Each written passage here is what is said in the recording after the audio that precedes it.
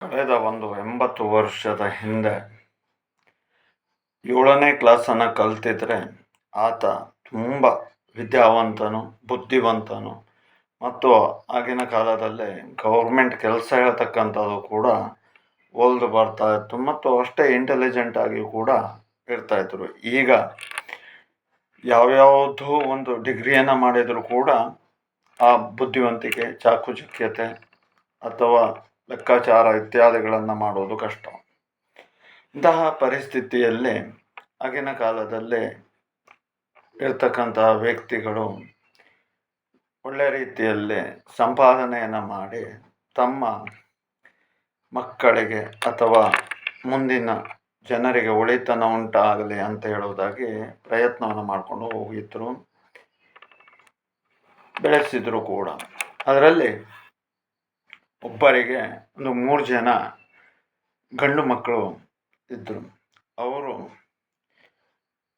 ಅವರ ಉದ್ಯೋಗದಲ್ಲಿ ಅವರು ತೊಡಕೊಳ್ತಾ ಇದ್ದರು.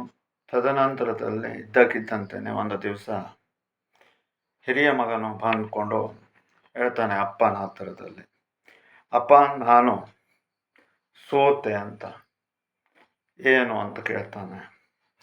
ಏನೂ ಇಲ್ಲ, ಹಣದ ಹಿಂದೆ ಹೋಗಬಾರ್ದು ಅಂತ ಹೇಳ್ತಾ ಇದ್ರಿ, ಆದರೆ ಒಂದು ಭಾಗದಲ್ಲಿ ಹಾಕಿದರೆ 2ರಷ್ಟು ಹಣ ಸಿಗ್ತದೆ ಅಂತ ಹೇಳುವಂಥ ಆಸೆಯಿಂದ ಮೊದಲು ಹೂಡಿಕೆಯನ್ನು ಮಾಡಿದೆ, ಬಂತು. ಆನಂತರದಲ್ಲಿ ಹೂಡಿಕೆಯನ್ನು ಮಾಡಿದೆ, ಎಲ್ಲವನ್ನು ಕಳ್ಕೊಂಡೆ. ಈಗ ನನಗೆ ಮರ್ಯಾದೆ ಹೋಗುವಂಥ ಪ್ರಸಂಗ, ನೀವೇ ರಕ್ಷಣೆಯನ್ನು ಮಾಡಬೇಕು ಅಂತ ಹೇಳೋದಾಗಿ ಒಂದು ಹುಡುಗ ಬಂದು ತಂದೆಯ ಬಳಿಯಲ್ಲಿ ಹೇಳ್ತಾನೆ. ಇನ್ನೊಂದು ಹುಡುಗ ಬಂದು ಎರಡನೇವನು ತಾಯಿ ಹತ್ತಿರದಲ್ಲಿ ಕೇಳ್ತಾನೆ, ಅಮ್ಮ ತಾನು ಇದ್ದು ಬಿದ್ದ ಮರ್ಯಾದೆಗಳನ್ನು ಎಲ್ಲವನ್ನೂ ಕೂಡ ತೆಕ್ಕೊಂಡೆ, ಏನಾಯ್ತು ಮಗನೇ ಅಂತ ಕೇಳ್ತಾಳೆ.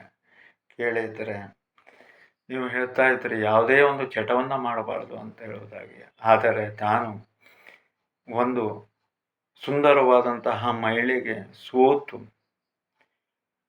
ಉದ್ಯೋಗವನ್ನು ಕಳ್ಕೊಂಡೆ, ಹಣವನ್ನು ಕಳ್ಕೊಂಡೆ, ಸಣ್ಣ ಪುಟ್ಟದಾದಂತಹ ಬಂಗಾರಗಳನ್ನು ಕಳ್ಕೊಂಡೆ, ಎಲ್ಲವನ್ನು ಕಳ್ಕೊಂಡೆ. ಈಗ ತನಗೆ ಕೆಲವರ ಹತ್ರ ತಗೊಂಡಿರ್ತಕ್ಕಂಥ ಹಣಕ್ಕೆ ಕುತ್ತಿಗೆಯನ್ನು ಹೆಣುತ್ತಾ ಇದ್ದಾರೆ.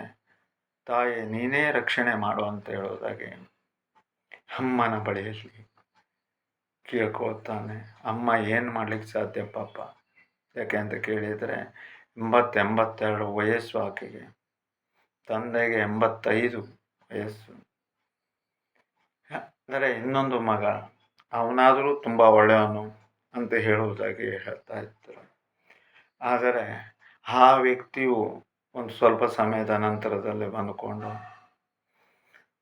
ಅಪ್ಪ ತಾನು ಎಲ್ಲ ರೀತಿಯಲ್ಲೂ ಕೂಡ ಚಟಕ್ಕೆ ಒಳಗಾಗಿ ಒಂದು ಸ್ವಲ್ಪ ಭೂಮಿಯನ್ನು ಖರೀದಿ ಮಾಡಿದ್ದೆ, ಅದನ್ನೂ ಕಳ್ಕೊಂಡೆ, ಆರೋಗ್ಯವನ್ನೂ ಕಳ್ಕೊಂಡೆ, ಎಲ್ಲ ರೀತಿಯಲ್ಲೂ ಕಳ್ಕೊಳ್ತಾ ಬರ್ತಾ ಇದ್ದೇನೆ. ಈಗ ತನ್ನ ಹತ್ತಿರದಲ್ಲಿ ಏನೂ ಇಲ್ಲ, ನೀವೇ ರಕ್ಷಣೆಯನ್ನು ಮಾಡಿ ಅಂತ ಹೇಳುವುದಾಗಿ ಅಪ್ಪನ ಹತ್ತಿರದಲ್ಲಿ ಕೇಳ್ತಾನೆ. ಆಗ ತಂದೆ ತಾಯಿಗಳು 2 ಜನರು ಕೂಡ ವಯಸ್ಸಾಗಿದೆ, ಮುಂಚಿನ ಥರ ದುಡಿದು ಇವರನ್ನು ಏನೋ ಒಂದು ಒಳ್ಳೆಯದನ್ನು ಮಾಡಬಹುದು ಅಂತ ಹೇಳುವಂಥ ಶಕ್ತಿ ಸಾಮರ್ಥ್ಯತೆ ಇಲ್ಲ. ಆದರೆ ಮುಪ್ಪಿನಲ್ಲಿ ಮಾಡುವಂಥದ್ದು ಏನು ಅಂತ ಕೇಳಿದರೆ ದೇವರ ಧ್ಯಾನ ಮತ್ತು ಸ್ತುತಿಯನ್ನು ಮಾಡ್ತಾ ಇದ್ದರು. ಅದನ್ನು ಮಾಡ್ತಾ ಇರುವಾಗ ಇದ್ದಕ್ಕಿದ್ದಂತೆಯೇ ಒಂದು ಅಶ್ಲೀಲ ವಾಣಿ ಹೇಳ್ತಕ್ಕಂಥದ್ದು ಅವರಿಗೆ ಪ್ರೇರೇಪಣೆ ಆಗುತ್ತೆ. ಏನೋ ದುಡುಕಿ ತಪ್ಪನ್ನು ಮಾಡಿ ಇಲ್ಲಿ 3 ಕೂಡ ಅನ್ಯಾಯವನ್ನು ಮಾಡಿದ್ದಾರೆ. ಇದರಲ್ಲಿ ನೀವು ಮಾಡಿರತಕ್ಕಂತಹ ಪಾಪ ಕರ್ಮಗಳು ಯಾವುದೂ ಕೂಡ ಇಲ್ಲ. ಹಾಗಾಗಿ ಕೆಲವು ಸಮಯದ ಒಳಗೆ ಅವರನ್ನು ತಾನು ಉದ್ಧರಿಸ್ತೇನೆ ಅಂತ ಹೇಳುವಂಥ ರೀತಿಯಾದಂಥ ಒಂದು ಅಶ್ಲೀಲವಾಣಿ ಅವರ ಗಮನಕ್ಕೆ ಬರ್ತದೆ.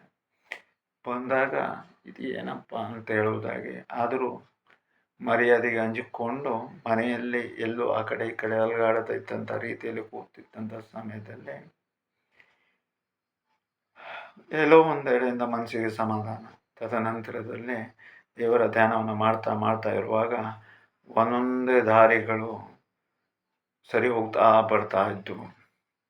ಆಗ ಎಲ್ಲೋ ಒಂದೆಡೆಗೆ ನಿಟ್ಟುಸಿರನ್ನು ಬಿಟ್ಟಿದ್ರು. ಅನಂತರದಲ್ಲೇ ಮಕ್ಕಳಿಗೆ ಹೇಳ್ತಾ ಇದ್ರು, ಇನ್ನು ಯಾವತ್ತೂ ಇಂತಹ ಕೆಲಸವನ್ನು ಮಾಡೋಕ್ಕೆ ಹೋಗಬೇಡಿ ಅಂತ ಹೇಳುವುದಾಗಿ. ನೋಡಿ, ಇದನ್ನು ಅರ್ಥ ಮಾಡಿಕೊಂಡ್ರೆ ಎಷ್ಟು ಒಳ್ಳೆಯದಾದಂತಹ ನಿದರ್ಶನ ಇದೆ ಅಂತ ಹೇಳೋದಾಗಿ.